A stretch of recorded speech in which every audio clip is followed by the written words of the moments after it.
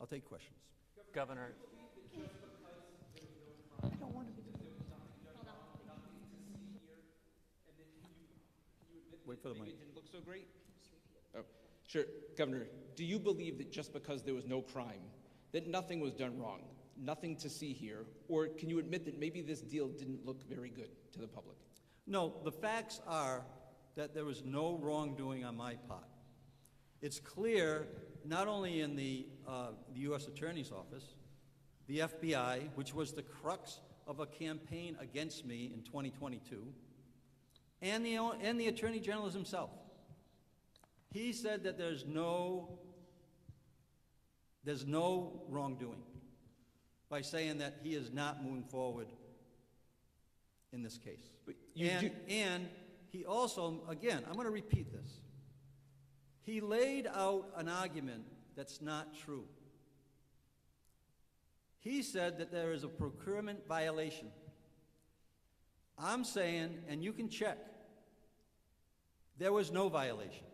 And it was an area that was outside of his purview, which he admitted yesterday, right? So the question is, what could things have done better? Hey, we always know that things can go better.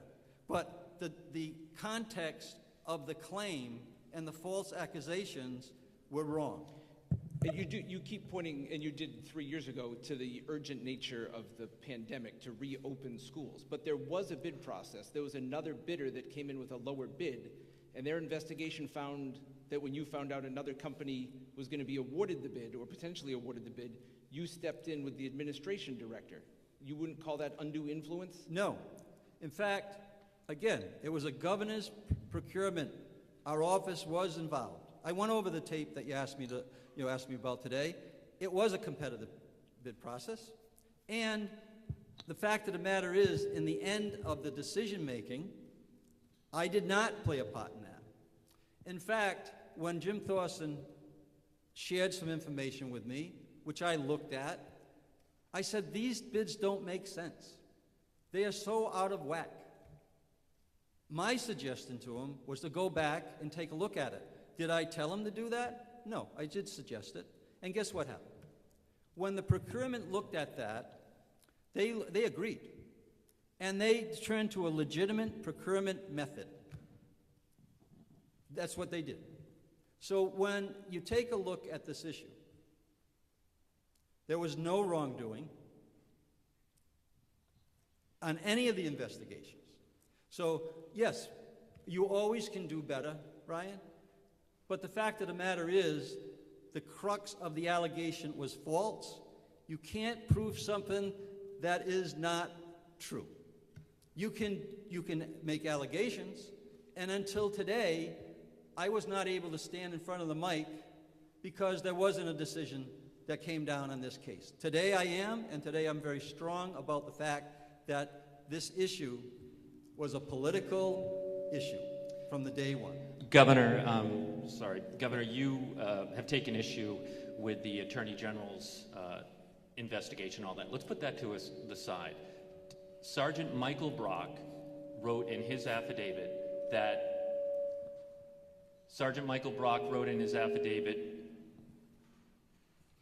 that Tom McCarthy felt pressured.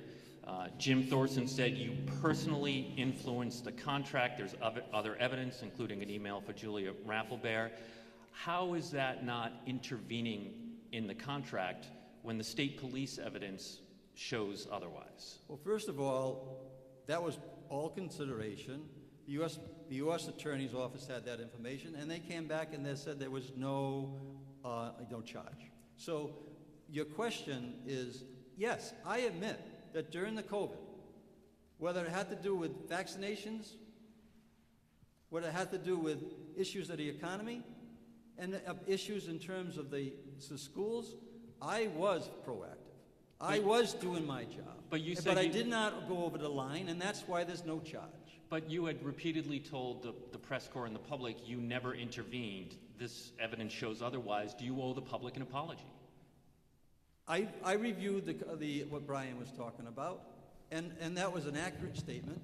One was that it was a competitive bid, which it was, and two that the fact of the matter is, in the final decision, in the final analysis of going to a legitimate procurement method, an alternative one, right, where the two companies received the approval from the procurement, independent of me, that's happened. So all I can say is all that information's in. There's no charge. There's no wrongdoing. Governor, quick question. If you're so sure of understanding of this, why didn't you get interviewed by the state police? Why did you and your staff refuse to meet and be interviewed? Well, let's put up the reason why. I don't trust the Attorney General. That he asked for that. I didn't have an obligation to do it. I knew that they were going to come up empty. And when you look at this issue and the constant statements that the Attorney General has made recently, publicly telling people that I don't know what I'm doing, that we have an incompetent staff. It is on record multiple times. So why would I go into a place where the Attorney General was actually, who wanted me out of office, by the way, right? Clearly wanted me out of office. He didn't vote for me in 2022, and he wants me out of office in 2026. Yeah, that was a place that, like I said earlier, my mom didn't raise no fool. And I can see what, from a very close up to analyze what that was all about. And in the end, there was there was nothing there, right? Nothing there. And it said it's a fixed RFP, but luckily I know the person it's fixed for, and then it had a winking emoji. How do you explain that? All I can tell you is that it wasn't a fixed contract. It was a. She's wrong? Yes, absolutely. So, and I just saw that, recently. So that was not correct. It was a competitive bid, and I was clearly saying I needed professional help to address a critical issue in the lives of all the students in the state of Rhode Island. I took that responsibility, as a, high obligation.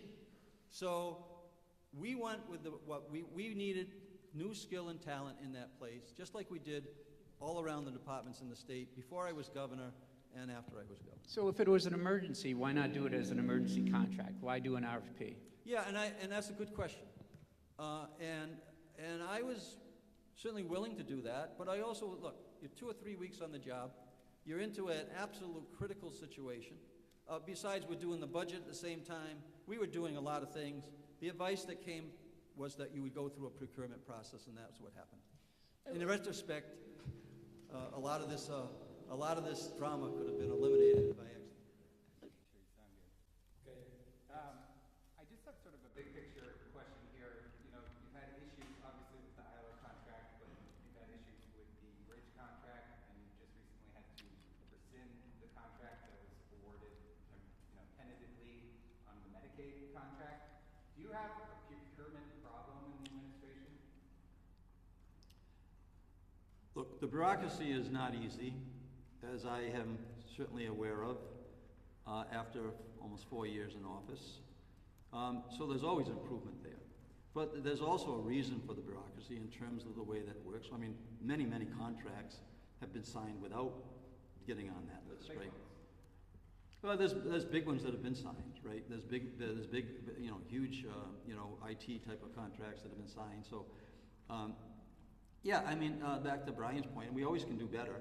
But the fact of the matter is, in terms of the contract on the, what'd you say, the Medicaid? Yeah, I mean, and by the way, that's how the process works in procurement.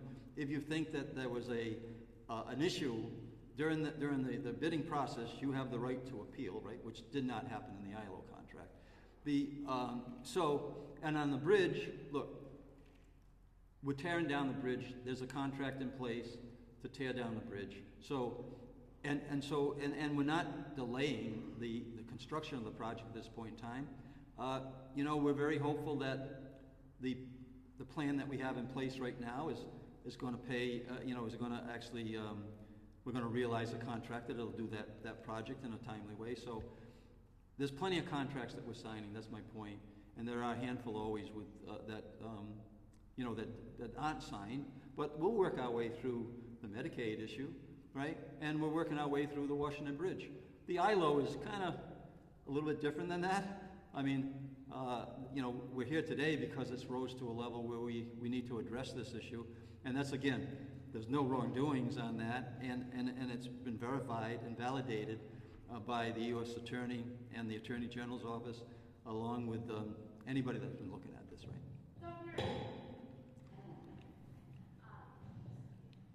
So the conclusions lay out that there's not enough evidence for criminal bribery charges. However, it leaves open the possibility of ethical violations, which is something that Common Cause has said it's considering filing a complaint, and the state ethics prosecutor has also said they're looking into it. Do you have any comment about Well, first of all, alleged ethical that's not really violations? accurate. The Attorney General looked in both the ethics issue and the campaign finance, and if there was a problem there, you know, he would have charged. So you know, John Marion can do whatever he wants, but I do also know that to say there's not enough evidence, there was none. The question that was asked yesterday was, how close did you get? I'm going to tell you right now, on a 1 to 10, it was 0.00 that I would be involved, and I take a lot of offense to this personally, that I would be involved in anything that would even have bribe in the sentence with me. And to have that, that's why it is this guy, this Attorney General, he misled everyone on his press conference yesterday. There was not a procurement violation, and yet he said there was. And then he painted this picture that you would ask that question, right? That there was, no, that opened up the discussion about a bribe. Well, I can tell you right now, that's really troublesome. It is troublesome that in the same sentence that the Governor, Dan McKee, and bribe is in the same sentence, that just infuriates me. How then would you describe the $90,000 worth of in-kind services that your administration received from SKTK, if not potentially a gift of $25? Well, you know, again, that's something that has been planted, a seed that's been planted that's not true either, right? So that dollar item is not close to what it could be. That's something that was independent of me. And by the way, that has also been entirely investigated by the U.S. Attorney and the Attorney General. I have professionals that run that, run the side of the finances. I have legal counsel that, by the way, we engaged through the campaign because it was a campaign issue, and we spent tens of thousands of dollars. By the way, innocent people who were accused wrongly, they had to take money out of their pockets, and their careers were stalled because of this investigation. So I don't think that's being accurate. That number's not, as far as I know, that number's not accurate. But that question has been asked and answered, and when they come back with no charges, that was calculated into their calculation. So they're not separate and apart. They're part of the investigation that now we know there's no charges and there's no wrongdoing. And we are now in a position as a state, to the people who are listening, to carry on with the important work that we need to do in our schools, in our economy, in our health, without this cloud over us any longer. This case is closed. One quick follow-up. You're disputing the several contracts that are included as evidence showing the payments from Chiefs for Change to SKTK on behalf of your administration. What I'm saying is that we had no part in that. Now, in order to have a situation, and I'll get it wrong, and I'm not supposed to say pro quid quo or whatever it is, but to have that, you actually have to have an agreement where you do something for me and I'll do something for you. They could open this case up for another 3 years. They've already closed it. They could open it till hell freezes over. Till hell freezes over, and they will not find any level of fraud or any level of bribe. And yet, that's what the Attorney General did yesterday. He laid out an argument, and he actually said, hey, I got to show you the media, I got to actually show you the way to where I want you to go. That's what he said to you. Because all that information, You probably could have had access to that. But he had to put the crumbs out and then lead you into a direction where you would actually ask a question like that.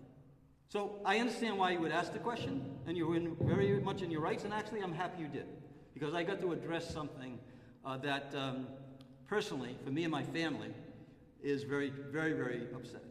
Governor, go back to the fact that you thought that this was political, correct? You would not sit down for the interview because of the political motivations for the Attorney General. Prior governors, Governor Cheery, Governor Chafee, Governor Raimondo, were interviewed on 38 studios. If you were so sure that you did no wrongdoing, but then take the position that you just weren't going to sit because of the political motivations, why didn't you just sit and tell your truth? You saw it happen yesterday, right? The Attorney General put out a political hit piece. He's working for somebody that potentially could run against me in 26, and he's trying to take me out of office as we speak. By So leveraging that the is state that. police? By leveraging the state police, Governor? What's that? By leveraging the state police, he's doing that? Remember this. After he said yesterday that he got the lead from your office, which is fine. That's exactly what you need to do. At that point in time, he's the one who called the state police.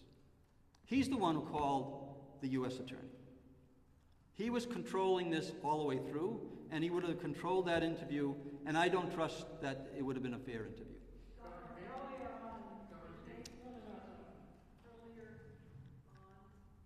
Okay.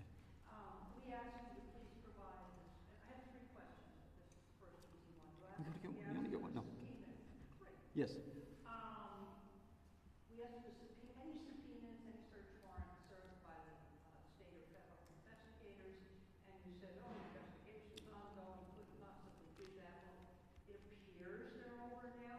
Less clear about the federal investigation, but it appears they're over now. Are you willing now to make them public? And if not, why not? So I think the question was, did I ever get subpoenaed? The answer is no. I didn't get subpoenaed by the U.S. attorney. I didn't get subpoenaed by the Attorney General. So that's what I know. That's the question that I was asked at the time, I believe. No, it was more anyone in your administration. I'm not aware of anyone who was subpoenaed in my administration. How about search warrants? Search warrants. I think there may have been one or two. There was one on you. There may be one or two. So clearly, do you have that already? It's in the report. Yeah. So that's right. So I clarified that today before I came out because I figured that question would be asked. Did I get subpoenaed? No. Did any individuals in my office get subpoenaed? I'm not aware of it. Was there what do they call a search warrant or something like that? Was there some level that I guess we categorized? Yes. Next question, and really two questions, and they both have to do with the optics. You're saying nothing went wrong, but anyone who actually looked through the emails and the texts saw two things, which I'd be interested in hearing your explanation. Chiefs for Change makes a contract, an agreement with a group called SKDK. We who read the emails see back and forth. They have all sorts of advice for you before you're even sent it to the governor's office about how you should assert yourself, how you should name you lieutenant governor, how you should get out front for James Mendoza, and all sorts of other things. Then they get involved, and you see more emails go back and forth on how the contract should be changed and what it should reflect. So my question, having mentioned some of the things we all read yesterday or 2 days ago, question is, how would you explain to the public that it was okay that these people who were not being paid by the state, were not being paid by the campaign, were behind the scenes exchanging money to give you advice on a very basic stuff and most to the point here on how this contract should be changed? So that was happening during the transition time when I was eminent that I was going to become governor, and we had multiple people there, right? And Dr. Jha was involved in that. We had people who were in the business world that were engaged in that, and yes, we did have some individuals that were brought to the table. In this case, that SKDK, by Mike McKee. That was not a transaction that I was involved in. So that was separate and apart from me. So what all I was interested in is, give me some advice on how to take 90,000 doses that were on the shelf when I showed up into people's arms. How do we open up an economy and make sure we had music in Newport in the summer of 21, which we did, and reopen the economy? And how are we going to impact? And by the way, everything I said at the time, when we're talking about a contract to help kids get back to school safely, to help those families, we're realizing it right now. Mental health issues exist today. You have a situation where, the academics, the attendance are all being impacted. So I was doing my job to be ahead of the curve, to put the best professionals in front of me that were willing to come in front of me to give me that advice. How do you explain to the public that it was Chief for Change, right, Julia Raphael that was paying your consultants, SKEK, for the best advice? How should the public understand that when the next thing we see is an ILO contract which pays one of the principals in Chief for Change up to $5 million? So the only way I can explain that is that I was doing everything in my power to get ready to be governor of this state in a COVID crisis that we haven't seen in 100 years, and we hope we never see again. So I was doing my job to make sure that I was getting the best advice I could. If there was compensation coming from Chiefs for Change, that was their decision. This was in transition time frame, right? And the only thing I would say, the U.S. Attorney had that information. The Attorney General had that information. And there were no charges. So, like I've said right from the very beginning, Kat, look, anybody who thought that there was going to be some charge or some wrongdoing, I said they were going to come up empty. They did come up empty.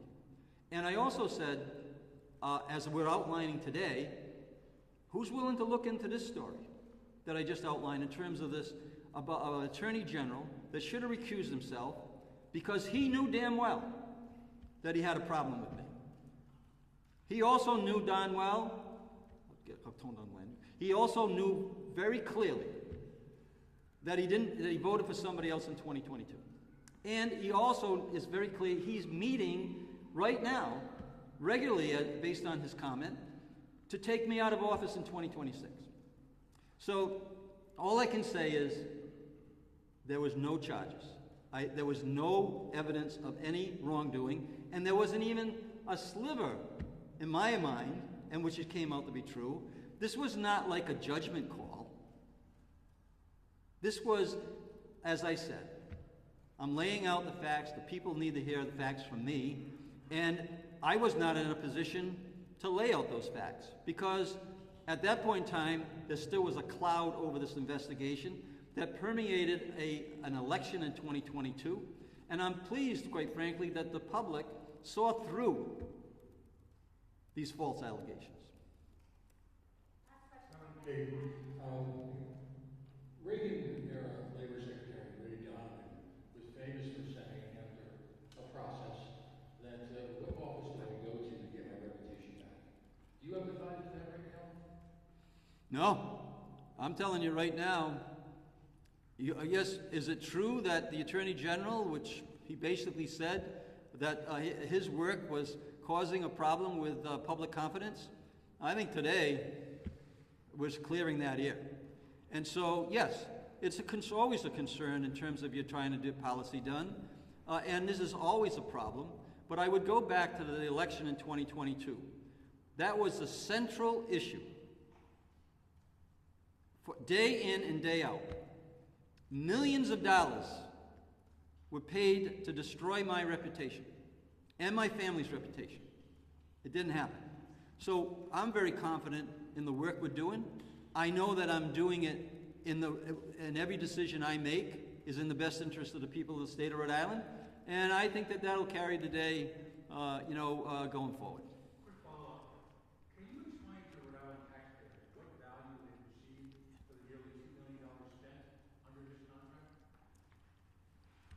Yes, and it's showing in the work that we're doing right now. Learn 365 is a direct result of that work, along with the work that is being done in my office. The Attendance Matters program is a direct result of that work. At the time, we were putting kids back into the classroom, right? I forgot the exact term, but we were down in Westerly, and they were getting them back in the classroom to make sure that the health issue was being addressed. But we have 22 municipal learning centers that are going to open up in the state of Rhode Island. $80 million was approved in the budget, and if they were able, remember, they got chased out of the state, right? They got chased out of this state, and it has impacted their careers. I'll let the individuals speak to that directly. But 22 learning centers, and that was a focus of the contract, are going to be opening up over the next 18 months in this state. And they'll be focusing every day on learning, on earnings, and health. That is a direct result of that work. They definitely contributed to that work. And that's a big deal. That's not a small deal what's about happening in the state of Rhode Island on those learning centers. Colonel Weaver was at the press conference yesterday, and you are saying that your state police participated in a fixed, politically motivated investigation that you do not, to such an extent that you don't feel comfortable being interviewed by them because it's fixed. Do you now not have confidence in the state police and just the rest of the Let's clarify that. I am not uncomfortable. In fact, I stood here and thanked them for their work on this investigation to clear the air here. And I did not interfere with that investigation. What I'm telling you is the AG runs the investigation, and the state police basically take the lead from him. So he's the one who made the call for me to come in and talk to him. And I just told you, I don't trust him in the context of that investigation. And he showed it yesterday, right? He's saying there's a procurement violation. I'm telling you right now, look into it. Make your calls. There is no procurement violation. And he told the world that there was. And that's why this conversation is extended where it is. Otherwise, we'd be talking about a dismissal of a case that was over 3.5 years of, quite frankly, a lot of excruciating pain for me and my family. And in the backdrop, the crew that I work with every single day, that wasn't lost on them. And on the school reopening contract, the urgency to get it done, did not awarding the contract to the low bidder and instead awarding it to another bidder who you preferred, did that speed up or slow down getting the contract awarded and completed? No, the bureaucracy moved very, at snail's pace. And that's clearly what I was addressing as the governor, to get something done. And I would also say here, but didn't you told not to award the contract? I will answer the question. I pointed out that there was imbalances in the initial responses. The procurement looked at it and they said yes, there was imbalances, and then that's when they decided that they were going to go with this qualified alternative method. And the other question that you asked, and I figured it was going to be asked, look, the cost of anything is always an issue, but that was not the priority in this. The number one priority was to help families get their kids back in school safely. And that's exactly what we were doing. We continued to work after ILO stopped the contract because she was getting threatening calls. She had people on her front lawn, intimidating her family, right? So I understand why they left, but the fact of the matter is, the priority on this issue, money is always an issue. But in this case, it was to get the most qualified people in the space they were, and to help the families that were struggling in many ways, and help these kids get back into school, because the mental health issues, the learning issues, and the attendance issues were all at risk at that time. This was a critical time frame in the state of the Rhode Island's history. I was governor, came into that office, and I did what I needed to do in the best interest of the people of the state of Rhode Island. Governor, just looking at Sergeant Brock's report here, Julie Rafflebear and McKee helped craft the RFP. They helped come up with the cost of the RFP. They were involved in all of the early meetings that was, getting the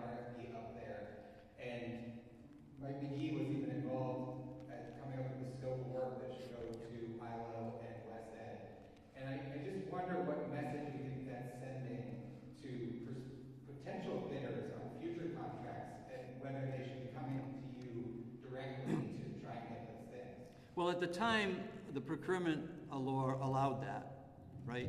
Today, it doesn't. So at that time, you go to the people who understand the issue, you go out to a competitive bid, and it was a competitive bid. So the fact of the matter is that there was no violation, as the Attorney General led people to believe yesterday, and there were no charges because there was no wrongdoing, and you can't prove a case that you're relying on false information. In the end, I'm happy to say the truth won out, and the state of Rhode Island is better off for it. Thank you very much for having me here today. Would you file an ethics complaint against the Attorney General? I'll let somebody else do that.